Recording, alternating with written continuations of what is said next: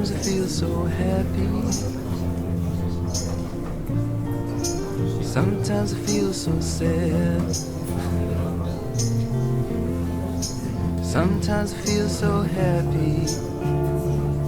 But mostly you just make Bé, bona tarda a totes i a tots, benvinguts i benvingudes en aquest acte de record amb Pep Domènech, organitzat per la família i pels amics.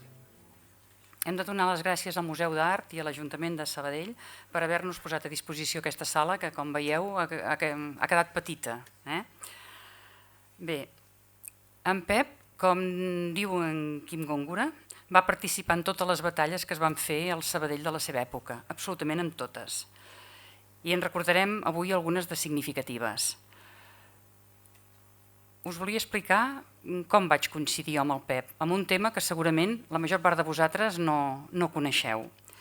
Vaig coincidir amb el Pep l'any 1987, quan un grup de 8 persones ens trobàvem a sopar un cop a la setmana a casa d'un d'aquestes 8 persones per parlar d'aquelles qüestions de Sabadell que ens capficaven i que ens preocupaven i que ens semblava que no estaven prou ateses. Preteníem generar opinió perquè tothom en parlés a través d'uns articles que vam fer cada setmana. Com ens vam anomenar?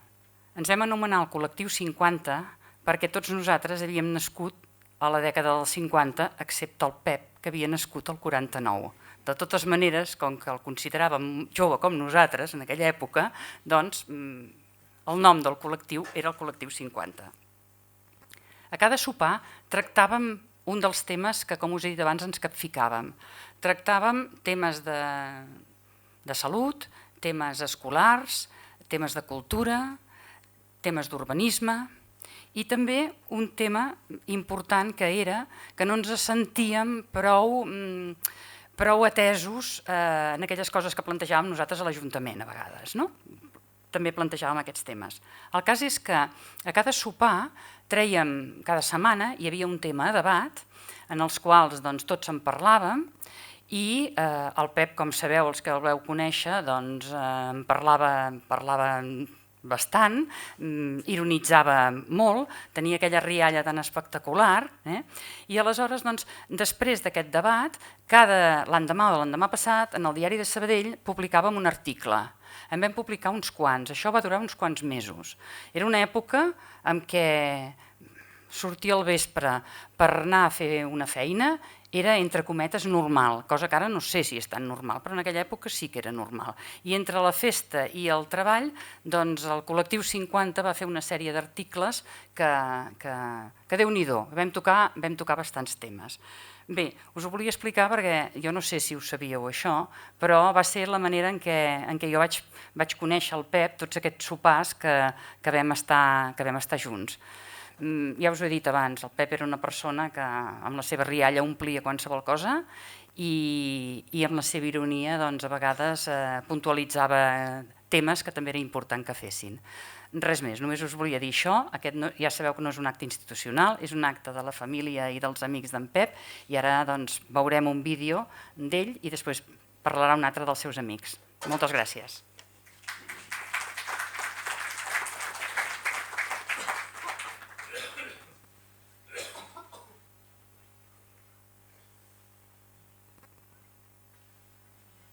Mentre uns ciutadans estaven fent aquesta reclamació sanitària que acabem de veure, uns altres es dedicaven a construir un parc. L'Ajuntament hi ha posat el terreny, 43 hectàrees, i els veïns la mà d'obra, com tot seguit podran comprovar. Els veïns de Sabadell han posat mans a l'obra per fer realitat una vella aspiració, convertir el Parc Catalunya, una extensió de 43 hectàrees de terreny situades al mig de la ciutat i que estaven predestinades a l'expansió urbanística.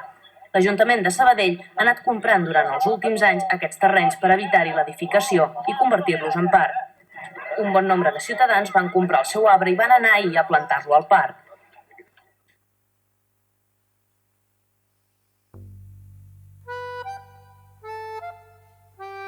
Sud, sud, noi siamo a sud, noi siamo a Cortenir. Noi siamo buoni per cantare e faticammo a faticare. Vaig néixer mort, per cert. Coi, que quan em van treure ja estava mort i el metge em va donar per mort. I llavors una tia meva va dir no, que belluga una mica. I es veu que a base de bufetades em van tornar a la vida. I era un matriarcat absolut. O sigui, jo he viscut sempre en un matriarcat. Cosa que m'imagino que alguna cosa Bueno, no sé com seria si no hagués viscut en un matriarcat. Home, segur que et va marcar. Segur que ha de marcar. Segurament que seria d'una altra manera. Jo era un desastre a l'escola. Sí, que hem dit, el cor de Maria, no? Però més o menys anava traient les assignatures. Sí.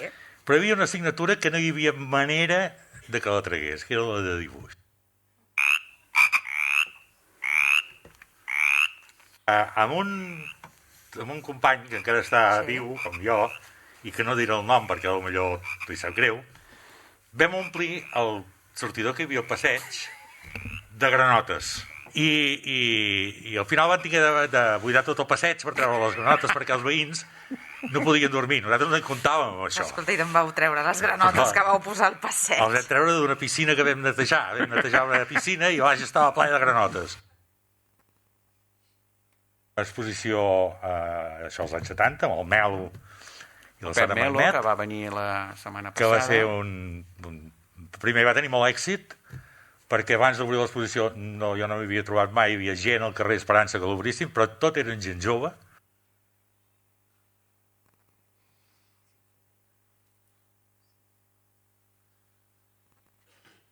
Jo particularment faig un salt quan vaig en un viatge a Venècia. I allò em fa un xip. I jo estava treballant de fotògraf. A Venècia, vull dir, a la Bienal. Era important. I veient coses de Txecoslovàquia, concretament, em pregunto per què estic fent fotografia si l'interessant és l'objecte que fotografio. I començo a treballar l'objecte. Que els pots eren uns pots de vidre amb coses orgàniques, allò que feien de petit, saps que de petit tancàvem... Sí, que omplies, de coses... Una munteta i... Doncs això, imagina't uns pots que anava a comprar en un lloc que venien coses de vidre a Barcelona, que era un tipus de pots que a mi m'agradaven molt, i llavors allà hi posava coses orgàniques o sorra, i creava una mena de mons, que llavors hi posava esperit de vi i els tapava. I allò que al Cirici Pellicer li va semblar horrorós, de mal gust, allò era una aproximació a la naturalesa. I algú fa la lectura, perquè se m'ha dit, no és que m'ho inventi jo, de que l'obra que faig és per provocar, que faig una obra que ratlla el mal gust, quan no és de mal gust, de vegades, per provocar. I no és veritat, la faig perquè és la que a mi m'agrada. I això em sorprèn. És a dir, penso, realment deus tenir molt mal gust, perquè el que a tu t'agrada és això. No faig mai una obra que a mi no m'agradi. I, en canvi, molta gent la percep com una provocació, com que ho faig de mal gust expressament, etc.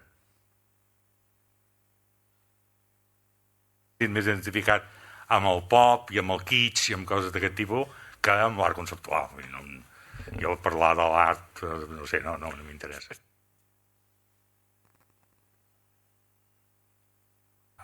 Jo vaig entrar a director de l'Escola Illa per encàrrec. Era un moment en què es va dir això s'ha de haver una direcció nova i s'ha de canviar tot. Jo pensava molt en una escola que estigués molt involucrada amb la ciutat. Per tant, fèiem molts actes que no eren pròpiament d'escola, sinó oberts a la ciutadania. Fins a concerts de rock. Cultural, sí, coses, cultura en sentit ampli.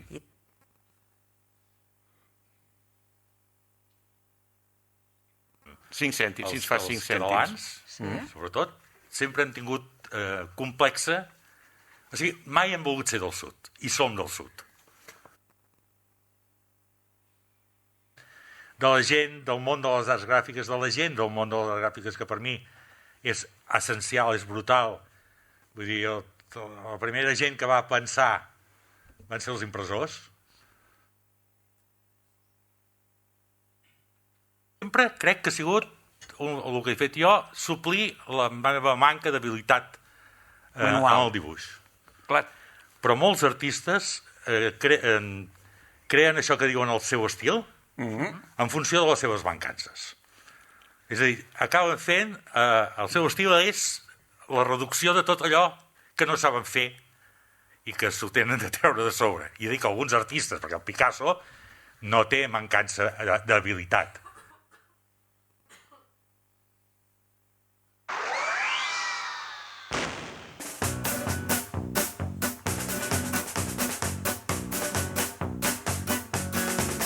Escolteu la cançó del trobador baixant la font del Gard. Aquesta història del Jaume Sisa, que en San Jordi le pusieron la camisa y a volar la camisa de fuerza que tenía en la cabeza. Reventó en Canet de Mar, ay mare, una nit de Sant Joan.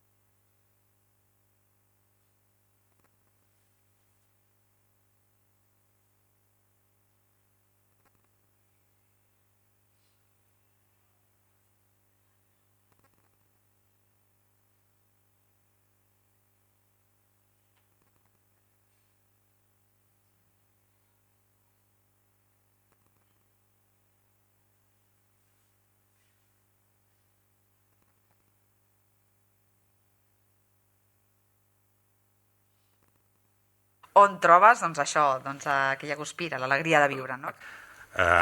Soc bastant estable, però crec que els trobo en els meus fills. O tinc sempre al costat.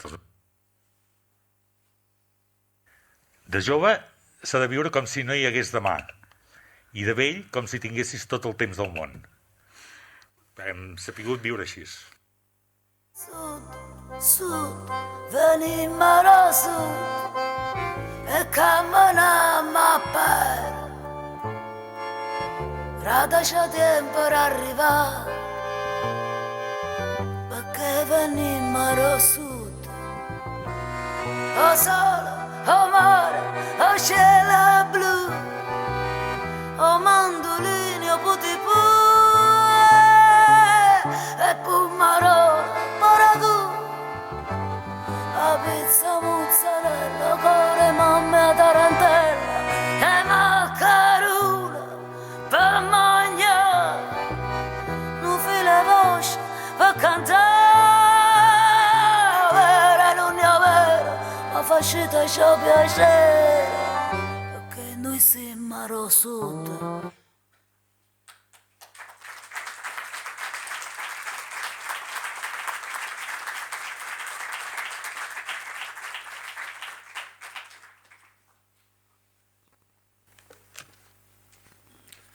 Bona tarda. Primer de tot, dius que tots els amics i molt probablement també la família farem tot el que estigui a la nostra mà perquè a Sabadell es faci una exposició del Pep i probablement, o almenys així és la primera idea, coincidint amb el Benet o per separat, però que és un deute que la ciutat té i que s'ha de complir. Dit això, demano disculpa, sobretot a totes les famílies, per les inconveniències que pugui dir. Pep, o sigui, Bullofa, avui he vingut disfressat de taxi.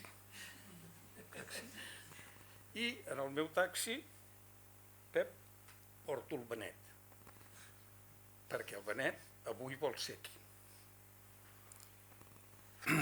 No et recordaré, o potser sí, que com tu has dit abans molt bé en el vídeo, a casa teva era un matriarcat. Matriarcat amb què la papeta ho era tot. La papeta ho era tot. Sort hi havia de la Paulina, que era una santa mare. I el pare el veiem poc, perquè nosaltres anàvem a dormir just quan sentíem els primers sorolls de quan ell es llevava per anar a buscar les patates a Vic. I si ens enganxava baix al menjador patant la xerrada, que això era cada dia, ens feia molt mala cara. I llavors, bueno, tema d'aquests, de família, ja se sap.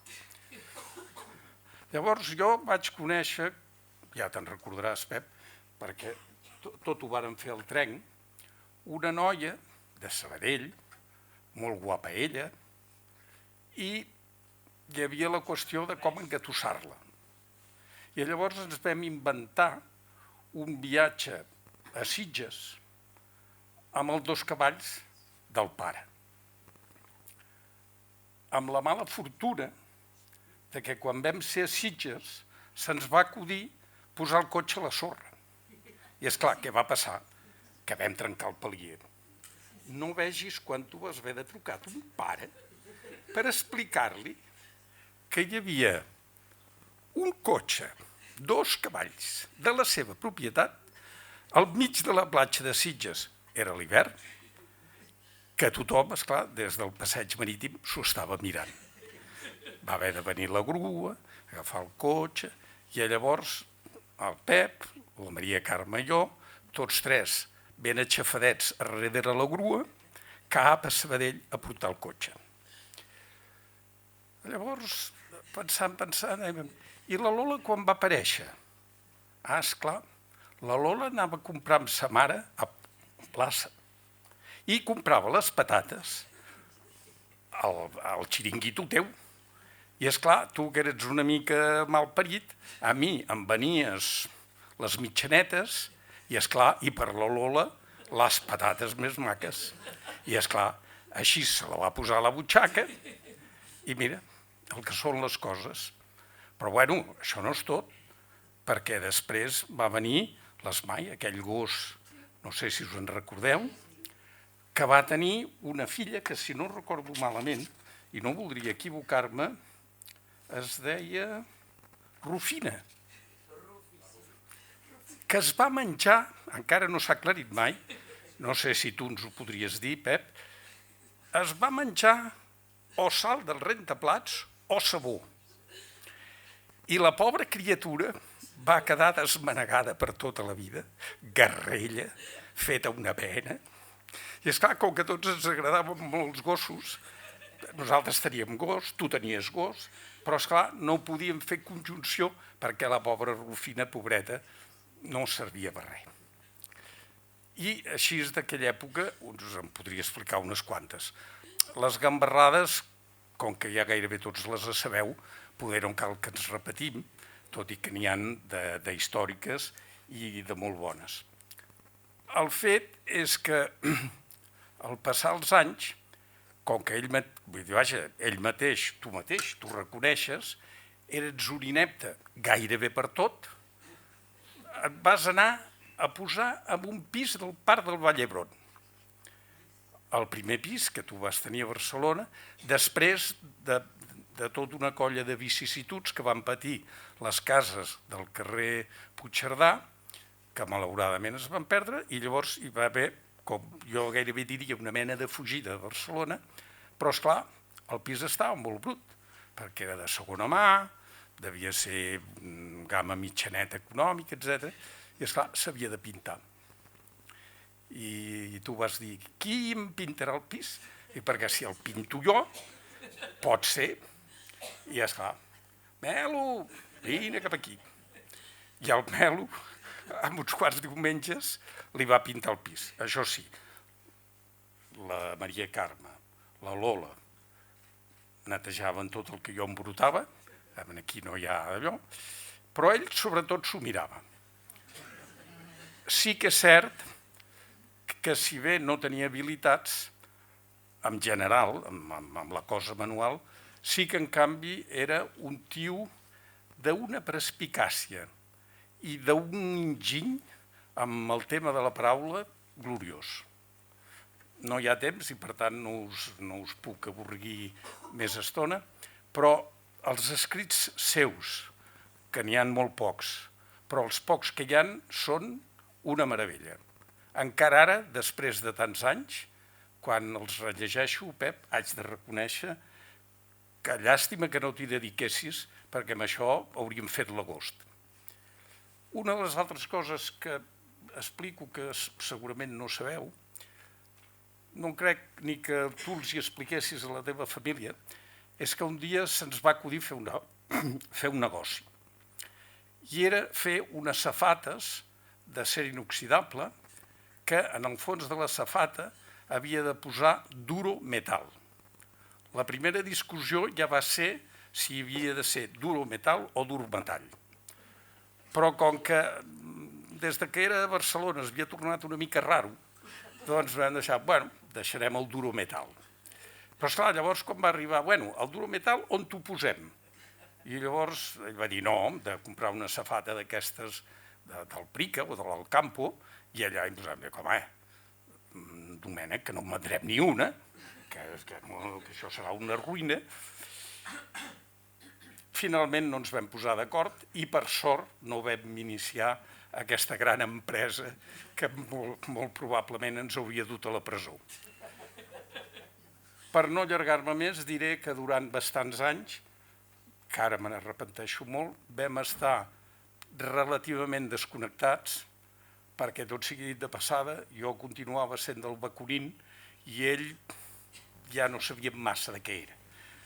Sí que és veritat que amb la Maria Carme van estar molts anys, com amb el Maret, en contacte permanent a través d'això del Facebook i aquestes coses modernes, però a mi, que el del Facebook no és un tema que no em convenceràs, doncs, jo de lluny anava sentint que piulava, que anava fent, etc. Però just va ser amb els problemes que vam començar a tenir amb les Canyarrals, àlies en Benet Ferrer, que ens vam tornar a trobar i vam descobrir, després de tants anys, que quan ets molt amic, és igual els anys que hagin passat perquè torna. I el Pep, a més, no sabria per quina raó, i no crec que diguem-ne que m'enganyessis, ell tornava a ser com abans, un home enginyós,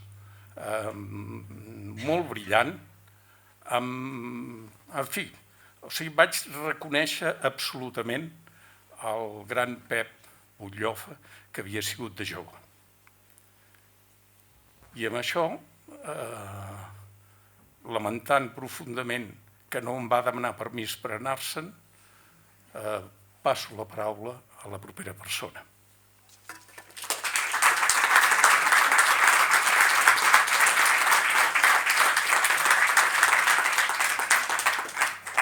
Un últim detall, per qui pogués interessar, en un futur molt proper, perquè ja està molt acabada, hi haurà una guitarra dedicada al Pep.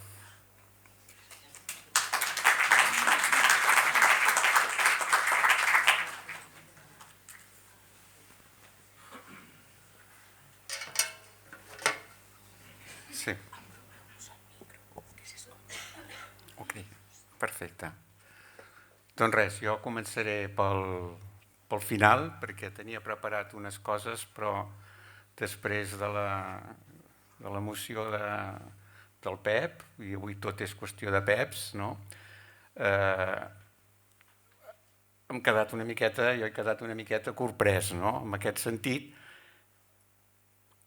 demanaria al Santet de Poble Nou que ens il·lumini una miqueta, que amb la seva capacitat d'establir contactes amb lo sobrenatural, doncs ens ajudi a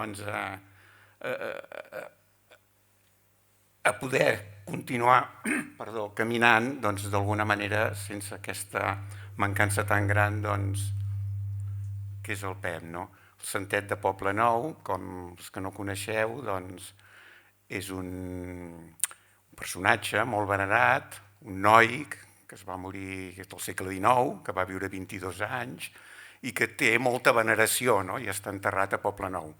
Dic això perquè el Pep se'ns en va anar a viure a Poble Nou, a Barcelona, ens va deixar d'aquí cap als anys 90, la dècada dels 90, i Poble Nou era un lloc que ell estimava molt i cada cop que venia aquí, vull dir, recordo molts cops, m'he posat aquest abric perquè el dia que ens van donar una medalla al senyor, a l'alcalde Bustos, per dir-ho d'alguna manera firmament, com a expresidents de Belles Arts,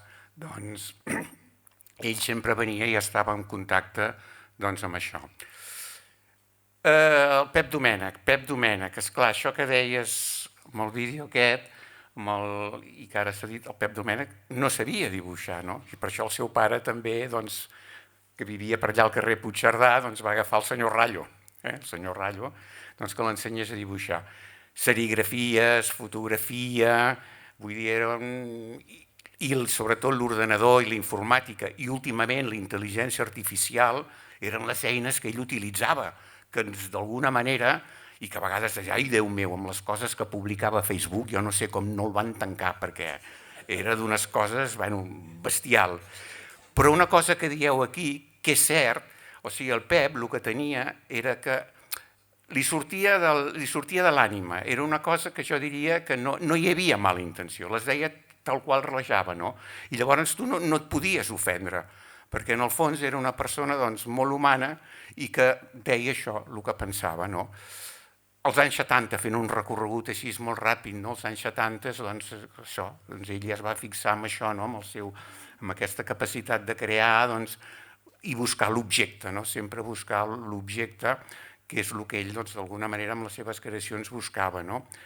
Sala 3 també es va vincular a l'acadèmia, d'alguna manera, i Sala 3 ell sempre se l'havia catalogat de conceptual, cosa que ell defugia bastant últimament. Ell deia que era un artista alternatiu, amb el Benet, amb la Fina Miralles, amb el Tàtum, amb el Jordi Domènech, la Sala 3, seria llarguíssim anomenar-los a tots, però ell sempre parlava i últimament em comentava que ells als inicis de Sala 3, tot i que amb l'exposició aquesta que vau fer amb tu, amb el Pep, amb la Magnet, també amb la Carme, etc., ell se sentia més com una persona que experimentava, que era no tant com catalogar-lo com a conceptual. Ell es considerava, i últimament ho deia, ja ho posava a tot arreu, un creador de les arts visuals i de les arts plàstiques, ell es considerava això.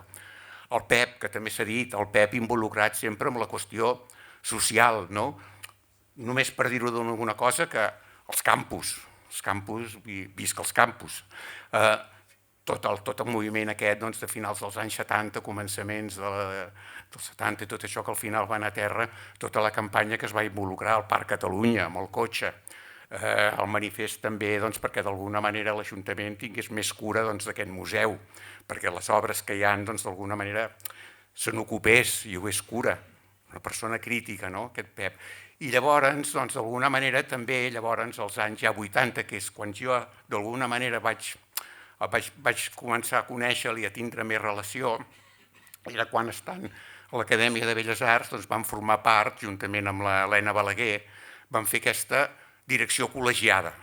D'alguna manera, el que preteníem a l'Acadèmia de Belles Arts, que no era una fundació privada com ara, era donar-li un caire nou i un caire d'alguna manera que tingués una postura eclèctica amb les arts i amb tot el que es fes. Vam començar i de seguida ens cau una multa, ens denuncien per pornografia i atemptat a la moral i a les bones costums. Un soci per una exposició que vam fer del Neo de Suro, aquests mallorquins, no ens extendrem tot això, això ho podeu trobar a les xarxes i tal, aquesta exposició del Neo de Suro, que d'alguna manera hi havia actituds, l'exposició es deia Montserrat Cavaller al monestir. Llavors un soci ens va denunciar ens va cridar la Policia Nacional, vam anar a declarar, tot això va durar un any i al cap d'un any es van posar una multa de 100.000 pessetes a cadascú, o sigui, 300.000 pessetes, tot plegat. Clar, això és una de les coses que ell estava una miqueta, ell, jo i tots els que estàvem en aquella junta, entre altres també el Benet Ferrer, l'Anguera, etc. Perquè això d'alguna manera també s'està obviant, això no s'ha explicat d'alguna manera, en aquest sentit, amb aquesta foto que sortia aquí, que això em sembla que era l'octubre, que va anar a Galícia, que deia que no havia vist mai l'oceà, oi que no l'havia vist mai, Lola? Jo li deia, vigila que el sol surt per l'altra banda, es posa per l'altra banda, mira que tot això, no? Doncs vaig dient les coses sueltes perquè amb el que he dit ja m'has... Havíem pensat, doncs, precisament per explicar aquestes coses, això, per exemple, aquest fet de l'acadèmia, això del Niu de Suro, aquesta multa que al final ens van indultar, estem a l'època, diguéssim,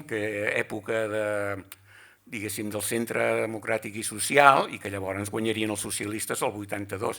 Però dèiem, me cago en dena, tota la vida fent coses, posant granotes, fent coses rares, i ara amb la democràcia, entre cometes, amb aquesta democràcia que d'alguna manera sí que hi va haver-hi a partir dels anys 70, doncs ara ens apliquen la llei de vagos i maleantes. Clar, o sigui, per pornografia i atemptat a la moral. És que és molt bèstia, tot això. I fitxats, declarant a la policia, que era l'època que també aquí hi havia el jutge aquest, el Joaquim de l'Oro Pulido, que també era una... Déu-n'hi-do, era una cosa forta. Doncs dèiem, ara vam comprar un domini, que es deia Malapell, que això haurem de parlar, aviam què fem, i l'idea era explicar totes aquestes coses que normalment no s'expliquen, no es diuen, o sigui, començant des dels desheredados del segle XIX, pel Marian Burguès, per l'atemptat del Morral, vull dir, per totes aquestes coses, doncs, explicar-ho, fer un bloc i totes aquestes coses explicar-ho.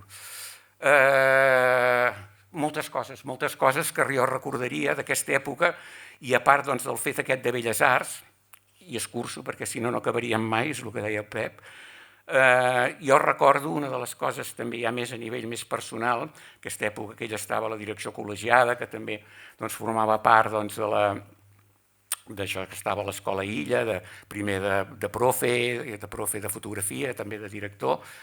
Esclar, teníem molta relació i sempre anàvem caminant i estàvem fins a les 2, a les 3 de nit, allà xerrant des de Belles Arts, passant pel carrer Sant Antoni, al Mercat i fins al carrer Puigcerdà. I llavors era una època que també li agradaven molt els aquaris, no sé si te'n recordes tu, que llavors anàvem amb el Xino i després també anàvem al Baricentro i esclar, teníem els gupis, esclar, jo tenia a casa, que vivia al carrer Fondo, i esclar, llavors jo tenia molts gupis i vaig comprar un escalart, una parella, i em van criar, això. Clar, ell estava com al·lucinat, però diu, hosti, t'han criat els escalarts, no? Era l'època que el Xavier i les germanes i tot eren petits, que estaven corrents per allà, te'n recordes, això, Lola? I, bueno, era una cosa que era l'època també de la llibreria, de la tenda de març del carrer Sant Antoni, i després de la llibreria, que sortíem de Belles... Bueno, ja sortia primer dels març, després a Belles Arts, i tot sempre a xerrar, i tot el... Jo no sé els març com sortien, perquè suposo que no, ni un duro, perquè estàvem al dia això. I, bueno, jo és aquest Pep el que recordo, un Pep que, esclar, per exemple, això que s'explica aquí, doncs, que, esclar, va ser el mateix Toni Ferrés, doncs, que li va dir, escolta, això de l'Escola Illa. Era una persona, vull dir que malgrat que fos crítica, malgrat el que digués, malgrat aquesta cosa que pogués semblar, era una persona molt intel·ligent, una persona, doncs, que realment inclús oferia confiança i per això se li va encomanar el de l'Escola Illa, no? Jo diria que és una persona, doncs, bueno, que és, no? És una persona que vivia de la mateixa manera que feia el seu art, no? Ell mateix era una obra d'art, no? I d'alguna manera reitero això perquè, ara que no ho sentiu, és que estava de la Lola i de vosaltres, i de tota la família, era pam, no? Que això xocava una miqueta amb aquest discurs anarco. Vull dir, és que deies, hòstia, era acollonant, no? I, bueno, una de les coses, no sé si està la Joana Sardà per aquí, una de les coses que ens vam trobar amb el Xavier allà a l'hostal, és que estàvem preparant, ara també això del rellotge analemàtic, o sigui, de fer una exposició al Marquet. Clar, per això ho estàvem parlant al novembre, abans d'anar a Galícia. Clar, per això és molt bèstia el que... Bueno, i estàvem amb això que esperem fer-la. farem fer-la al Marquet de la Roca, al Marquet, que era fer aquesta exposició del rellotge aquest que ha sortit a mi amb aquest vídeo tan maco, que és molt l'esperit d'ell, i l'idea era, a part de recrear, que això va ser de l'any 1986, l'idea també era parlar de l'espai, el temps, i el temps en l'espai, i llavors parlar de coses filosòfiques, de poesia, etc. I una miqueta l'idea era aquí. Aquesta era una miqueta el Pep que jo recordo i el Pep d'alguna manera que tots coneixem. Per això que d'alguna manera jo demanaria al Santet anar en peregrinació i demanar que ens doni ànims per continuar tot això. Moltes gràcies.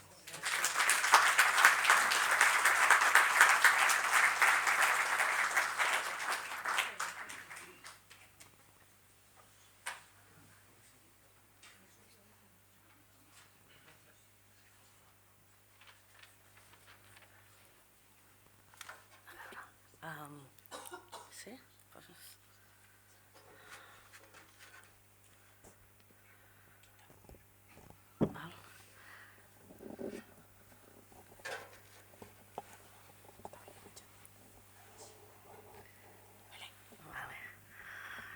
Bona tarda. Jo vinc en representació de l'Escola Illa. Hem fet un text amb diferents companyes i companys i he vingut a llegir-lo. A començaments dels anys 80 succeeix la refundació de l'Escola Municipal d'Art amb el nom d'Escola Illa, com una necessitat de la nostra comunitat de tenir una escola d'art connectada amb l'art i la cultura contemporània del moment. L'acció fou liderada pels polítics Oriol Civil i Francesc Colomer i pensada i dibuixada per l'artista Jordi Pablo, acompanyat de l'Helena Balaguer, i així es va plantar la llavor del que avui ha arribat a ser i és. Hem vist que la trajectòria del Pep Domènech i Codina s'inicia a l'Illa l'any 1982, quan va entrar com a professor col·laborador dels tallers de fotografia que s'impartien fora de l'escola per diferents barris de la ciutat. I serà el curs 83-84 que passa a ser el professor ja del taller de fotografia, del que són, com són ara, els tallers d'art. Era l'època d'una direcció col·legiada conformada per Lluís Clapés, l'Helena Balaguer i la Pepa Balsac. Llavors, el 84-85, el Lluís Clapés va deixant aquesta direcció col·legiada i el Pep comença ja a participar-hi. I és a l'any 85-86 que el Pep passa ja a ser director de manera oficial amb el Jaume París com a cap d'estudis. Amb ells al capdavant són unes dates molt importants perquè l'escola comença a impartir el que són els ensenyaments reglats. Es va començar amb el curs de disseny de moda i l'any següent ja es va començar amb els ensenyaments de disseny gràfic. Llavors, l'any 88, agafa la direcció el Jaume París, juntament amb la Neus Fernández, que va ser cap d'estudis. El Pep va deixar la direcció, doncs sembla que s'estava gestant la creació d'un museu d'art contemporani a Sabadell, amb la donació de la col·lecció Tous de Pedro, i ell hi volia participar. Al final, l'Ajuntament i els Tous de Pedro no es van entendre i aquest projecte es va desestimar. Tot i així, el Pep va seguir sempre com a professor. Llavors, l'any 91, al maig, el Pep torna a la direcció de l'escola amb l'Anna Vilarrubias com a cap d'estudis. I també s'inicia un altre moment important, doncs s'inicia un procés d'ordenació dels ensenyaments artístics per part de la Generalitat i els ajuntaments, i tota la negociació de com es financien aquestes escoles necessàries per sostenir-se. Quan amb tot aquest follon, per dir-ho d'alguna manera, de finançament, també es fa una regularització de tots aquests ensenyaments i es passa, també és quan s'aplica l'ESO i tot això, i llavors dels 5 anys que es feien abans passen a ser 2 anys. Aquesta regularització comporta que tots els professors que no tenen la titulació deixen d'estar a l'escola, sí que es poden quedar a tallers, però no va ser el cas del Pep. Per tant, ell ens va deixar l'escola com els altres professors. Llavors, quan ens va deixar, va assumir la direcció l'Helena Balaguer amb l'Elisa Galera de cap d'estudis. I comença una nova etapa que porta l'escola, que seria cap al segle XXI. Us podem dir que com a Escola Illa no ho hem tingut fàcil. Hi ha hagut diferents moments molt crítics des de la seva refundació. Ha estat qüestionada per la seva utilitat pública en èpoques de crisi. Una escola d'art i disseny no sempre s'ha vist com necessària ni ha encaixat massa bé dins de l'administració ni nacional ni local. Per tot això podem dir que el Pep ens va acompanyar en els inicis més complexos i que no va ser fàcil. Va fer mans i mànigues a la seva manera per la continuïtat de l'escola, en una administració d'esquerres postfranquista que veia l'escola com un luxe burgès, que com un espai... veia l'escola més com un luxe burgès que com un espai necessari d'acompanyament i creació d'art de les futures generacions de la ciutat. En Pep Domènech, durant els 8 anys que va ser director i els 12 que va fer de professor, va liderar i va participar en el desplegament dels projectes dels tallers d'art, però sobretot dels ensenyaments professionals de l'escola. Va fer créixer una llavor que va plantar en Jordi Pablo i que ha passat a ser el que és avui, un espai públic necessari de trobada de la comunitat artística i del disseny. Per tant, podem dir, sense cap dubte, que gràcies a ell també estem avui aquí. Gràcies, Pep.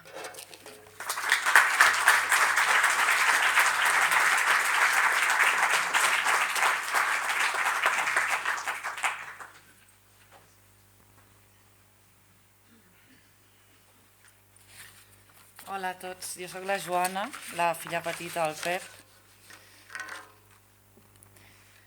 Després de molt desitjar-ho, l'altre dia et vaig somiar. Al veure't només vaig poder somriure i dir «Per fi ets aquí, papa». Em vas respondre que estaves bé, que estaves content i fent honor al teu estil vas marxar al cap de poc. Papa, hi ha coses que tot i ser fotudament inevitables, la vida no et prepara per viure-les. La mort dels teus és una d'elles. En el fons, crec que tu ho intuïes i ens vas anar prevenint amb petits gestos i brindis de comiats. No obstant, això d'ara no va de recordar quan vas anar-te'n, sinó de celebrar com vas viure. Vull dir-te tantes coses i alhora no sé ni per on començar per fer-te justícia. Potser que comenci, doncs, pel principi. Quan era petita, 4 o 5 anys, li vaig dir a la mama que em volia casar amb tu. Ella va fer molt bé en respondre'm que això no era pas possible.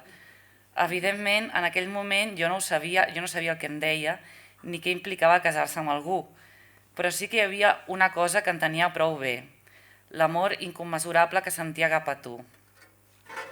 Després d'aquesta declaració d'intencions frustrada, van anar succeint-se molts moments plegats. Quan vam mudar-nos a Barcelona, gairebé totes les tardes, després de l'escola, anava al teu estudi al carrer de la Rosa i et veia treballar. Allà berenava, feia els deures, xerràvem i després enfilàvem cap al cotxe que solia estar aparcat molt lluny. Un cop arribàvem a aquest primer destí, encara ens quedava ben bé mitja hora de trajecte fins a casa. Sovint m'emprenyaven aquelles llargues caminates i probablement et devia posar al cap com un timbal amb les meves queixes i laments. Mai ha sigut fàcil, ja ho saps. Però vist en retrospectiva, me n'alegro tant d'haver destinat cada un d'aquells minuts amb tu. No sé de què devíem parlar, però el que recordo és que no callàvem mai i a banda dels meus renecs rèiem moltíssim com vam fer fins l'últim dia. Els anys van anar passant, però entre deliciosos plats de cuina que minuciosament ens preparaves, pel·lícules, llibres, música, art i debats sobre política i actualitat, vam seguir compartint espais on plegats disseccionàvem apassionadament i amb molt d'humor el món que ens envoltava fins a deixar-lo completament al descobert. Un món que a vegades ens feia i em fa patir tant i altres ens deixava el cor ple de joia. Papa, no et vas limitar a ser un pare corrent i prou. Dia rere dia i any rere any vas anar convertint-te en el meu referent i el meu millor amic. En una figura cabdal, el meu far i la meva brúixola, guiant-me pel camí més just per mi i sobretot per al conjunt. Ara bé, de totes les coses que vam parlar fins a esgotament, hi ha una que no em cansaré mai de tornar a posar sobre la taula. ja es deixava intuir en aquell moment el que ara resulta una obvietat. El meu tema preferit de conversa sempre seràs tu. No hi creiem en el més enllà, però tant de bo haver-ho fet per saber que tornarem a estar junts. Fins que això no passi, et pensaré cada dia i cada nit, i no deixaré mai de mirar la nostra brúixola per saber quin és el camí de l'amor i la certesa. A reveure, papa, t'estimo.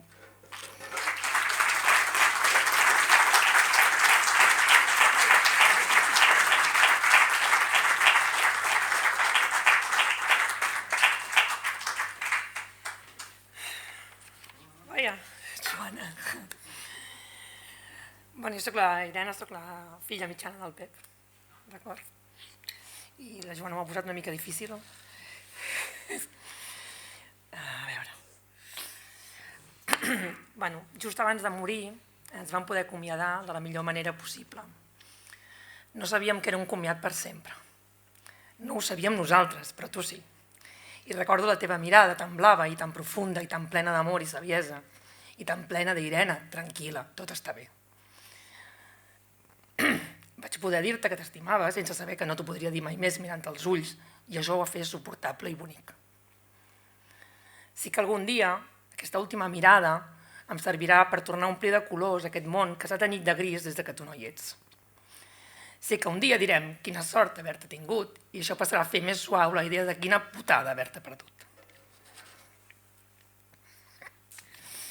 Tu no has passat de puntetes per la vida dels teus fills, l'has marcat definitivament. Ens has omplert de mirada crítica, de llibertat, de respecte cap als altres. Sempre i per sobre de tot has sigut un home profundament d'esquerres, inconformista i intel·lectual. He admirat de tu sempre la teva intel·ligència i la teva cultura. I per què no dir-ho, com cuinaves? Qui cuinarà també a partir d'ara? La infància de les criatures amb pares artistes és una mica peculiar. Sobretot d'artistes que llencen cotxes per barrancs, com heu vist, es disfressen de Verge Maria, fan servir materials inesperats i els escampen per tota la casa. Tinc present la mama, farta, cuita i tipa, dient, Pep, fins i tot els nens van plens de purpurina. Recordo que vas llogar un espai per fer les teves. Suposo que amb por que la mama et fes fora de casa, tu, els exvots, els plats, els raspalls, i jo m'hi passava alguna tarda de dissabte pintant com feies tu en unes teles de gran format.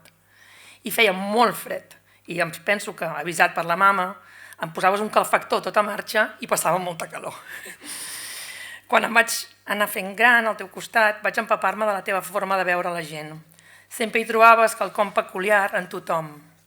Encara que no fossis massa sociable en el sentit estricte de la paraula, sí que t'encantaven les persones i les seves maneres de viure. No vam viatjar massa, però jo sempre tenia la sensació que coneixia moltes cultures, sovint a través de la cuina, de nou, de la teva curiositat per provar coses noves, sempre amb l'ajuda de la mama que recollia tot l'embolic que muntaves, que no era poc. I després vam treballar junts en un petit estudi i més endavant a Terrassa. No tot van ser flors i violes allà, però vam seguir junts i units per sempre. Tu eres el més important per mi sobre de qualsevol feina. Em queda la recança de no haver-t'ho dit, tot que crec que ho sabies. A la memòria, però, més que projectes webs i clients que m'hi ha quedat que cada divendres a la tarda sortíem junts de la feina i anàvem a la boqueria. Dinàvem alguna cosa ràpida i ens trobàvem amb la mama i em feia tan feliç fer això amb vosaltres. Tota la vida, aquesta petita família nostra, hem orbitat conjuntament, separant-nos i ajuntant-nos, però sempre voltant un al costat dels altres. Fins i tot en els últims temps, que nosaltres vivíem amb les presses i els temps típics d'aquesta època, i tu, amb la calma que tant havies desitjat al costat de la Lola, em trucaves cada nit per dir-me «Com estàs?» I jo «Bé». I tu «Val». I jo «I tu». I tu «Bé». I jo «Adeu». I tu «Adeu, antipàtica». No saps com trobaré a faltar ara i sempre aquestes trucades. El Bruno, el teu net petit, a qui tu anomenaves o nano o predelincuente, s'ha inventat un planeta. I en aquest planeta l'àvia està fent una casa enorme perquè hi capiguem tots. I m'ha dit, mama, quan tu arribis, envia'm una nota amb el camí perquè hi sàpiga arribar. I algú m'ha dit que és important explicar-li, al Bruno, que això està molt bé, però que només existeix en la seva imaginació. I saps què, papa? Tu em vas ensenyar el valor de la desobediència. Per tant, no faré cas d'aquest consell. Ens veiem en aquest planeta on tu segur que estàs esperant-nos amb un gin tònic i el bacallà a la ceba que em preparaves pel meu aniversari. Gràcies.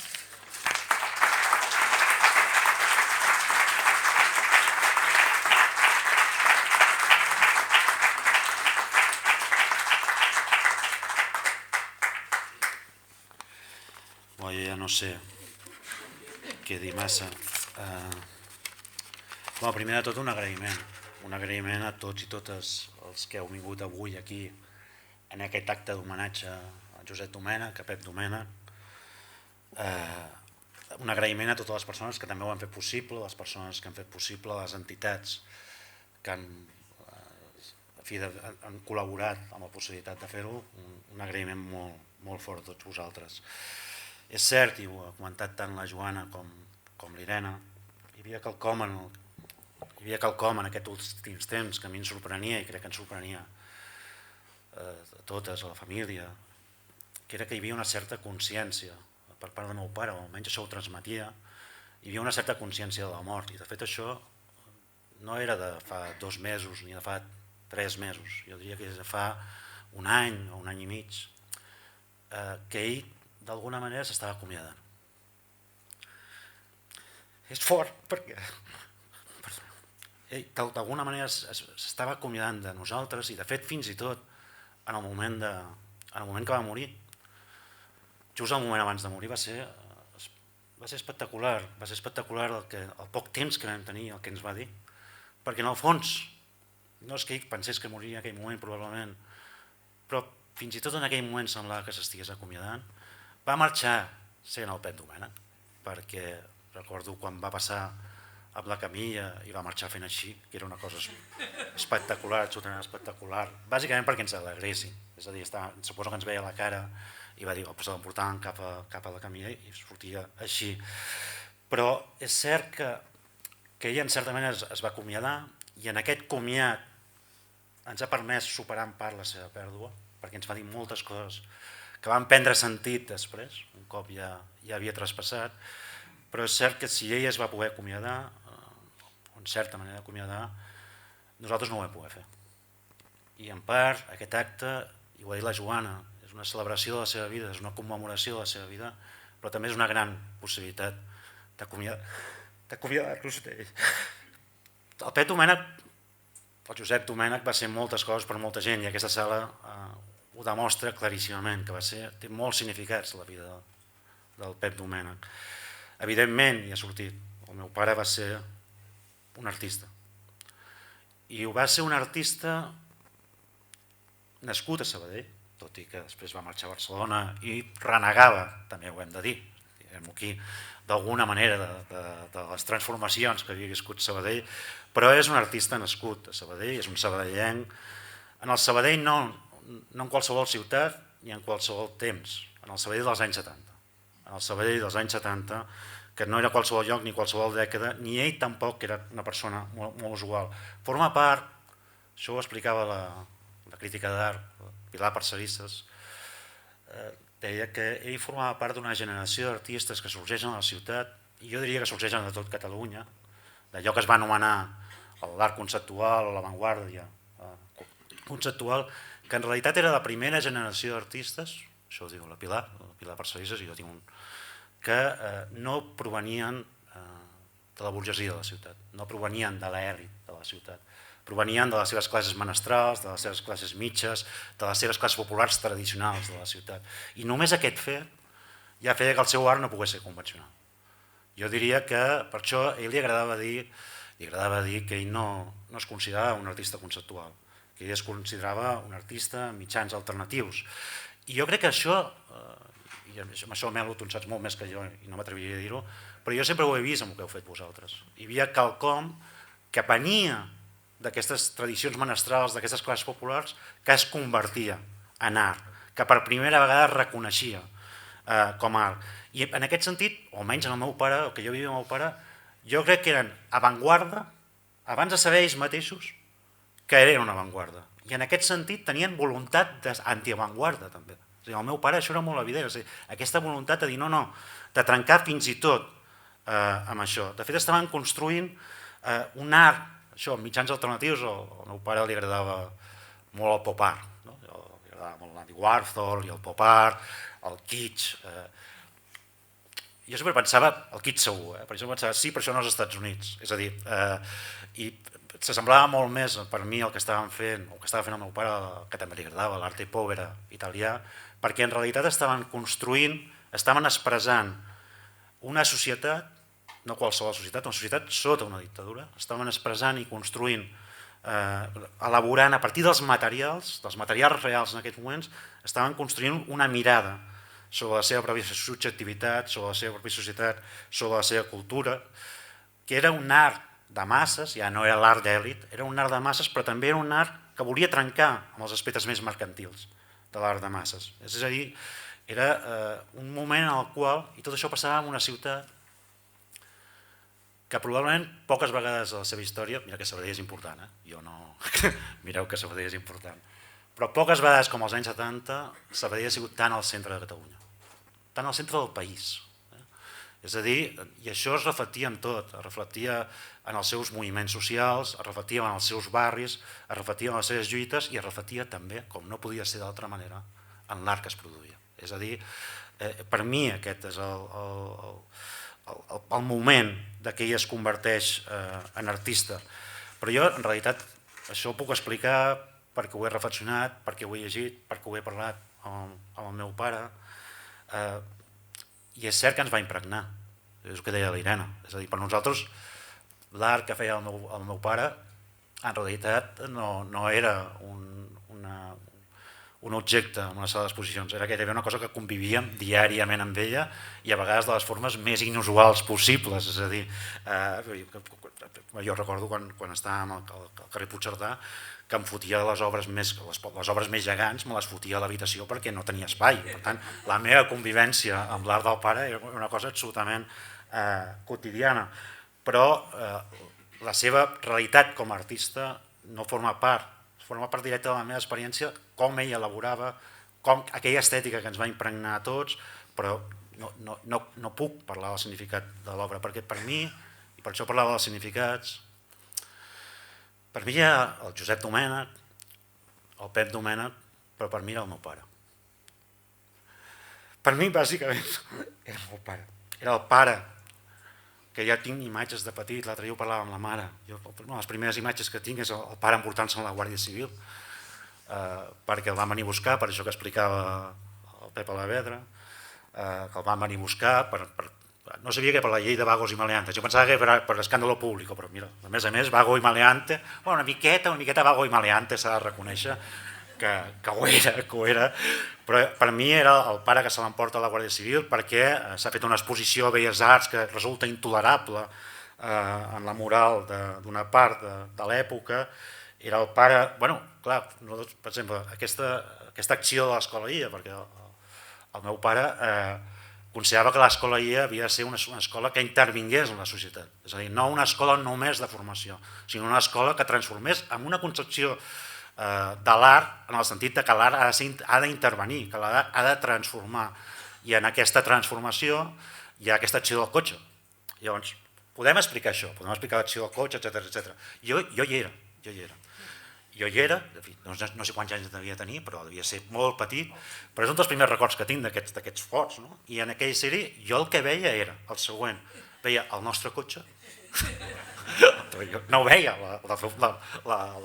veia com el nostre cotxe anava abocat cap a un forat i que alhora la gent li agafava una follia enorme, amb una alegria espectacular, tribal, i perquè això no estava preparat, i comencen, de fet, les imatges que us hem posat de TV3, jo crec que TV3 ho va tallar, perquè tothom li va agafar com una cosa de destrossar el cotxe, però primer van saltar els nanos sobre les nanes i sobre el cotxe, però va acabar saltant tothom sobre el cotxe, destrossant el cotxe, tirant pedres contra el cotxe, i jo, al·lucinat, jo estic destrossant el nostre cotxe, I el pare era absolutament feliç.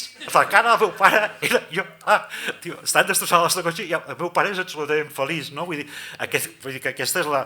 Però també, jo me'n recordo, el raspall omnipresent. El raspall omnipresent, que a més, que hi era constantment a casa. L'exposició de la Fundació Miró, que jo també me'n recordo. O el rellotge Can Puiggener, que per mi té molt sentit aquell rellotge Can Puiggener. És el barri, crec, jo també fa temps que no estic a Sabadell, crec que és el barri que actualment té més migració a Sabadell, i té molt sentit que aquell rellotge, el vaig anar a visitar fa poc, i té molt sentit que aquell rellotge estigui allà. Per tant, jo el que recordo, el meu pare, el nostre pare, és el que ens va donar la vida, amb els que vam compartir, ens va donar la vida amb la mare, i amb qui vam compartir la vida amb la mare. I per tant, encara el tamany dels records, el tamany de tot el que ens va ensenyar, està allà, amb el tamany de la pèrdua. Amb el tamany, perquè com més recordem la seva vida, com més recordem tot el que ens va donar, més fort a vegades se'ns fa la pèrdua. I és una pèrdua... Ell era, per mi era el meu mirall. Crec que vosaltres també ho heu dit. És a dir, era un mirall absolutament indispensable en la meva vida. Era el pare, quan som nens, veiem els pares com éssers totpoderosos. Jo recordo el meu pare com un ésser totpoderós. Jo recordo el meu pare quan era petit a Tamariu, que tenia una forma d'entrar a l'aigua molt salvatge. Anava corrents com una bèstia i entrava allà i començava a nedar i a nedar. Clar, per mi semblava un tità. Era enorme el seu poder. Després amb els anys ja vaig veure que no era tan enorme, però era absolutament enorme. Era com una cosa... També és el pare que em portava... Quan jo m'agafava els estius, m'agafava sempre... Jo durava una setmana o dues a Tamariu perquè m'agafava mal d'orella i llavors el pare em portava a Palafrugell, a la biblioteca, i passava mig estiu anant a la biblioteca i cada matí em portava... Tu anaves a córrer a comprar el pa i em portava a la biblioteca. És el pare... No ho sé, és que són mil coses. I és la família. S'ha dit abans, és a dir, i els dinars eren espectaculars. O sigui, els dinars eren absolutament espectaculars, no només pel menjar, que era extraordinari, sinó per el nivell de discussió que arribàvem a tindre aquells dinars. No hi havia... La Joana, que va arribar a l'última, tenia problemes per agafar tanda d'intervenció, perquè com que tothom estava discutint sense parar, clar, la Joana havia arribat més tard i s'havia quedat una miqueta sense tanta, cosa que crec que li va donar a la Joana una perspectiva contemplativa i una sabidoria, perquè a vegades tant discutir val la pena veure el conjunt, veure el d'allò. Jo crec que d'allà jo ho he après tot. Per mi allò és la vida.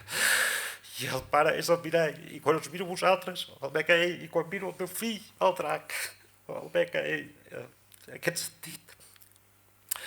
El dolor és molt gran, el dolor de la pèrdua és molt gran, però no és més que la vida que ens va donar.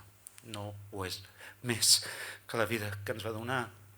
I haurem d'aprendre a viure sense tu, amb tu, a viure sense tu, amb tu, perquè tu ens ho vas ensenyar. I en aquest sentit és el meu últim agraïment.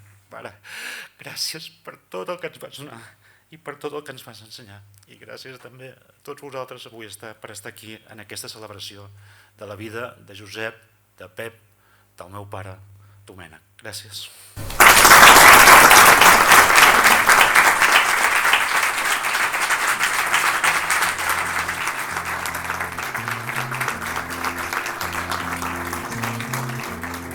It was good what we did yesterday, and I'd do it once again. The fact that you are married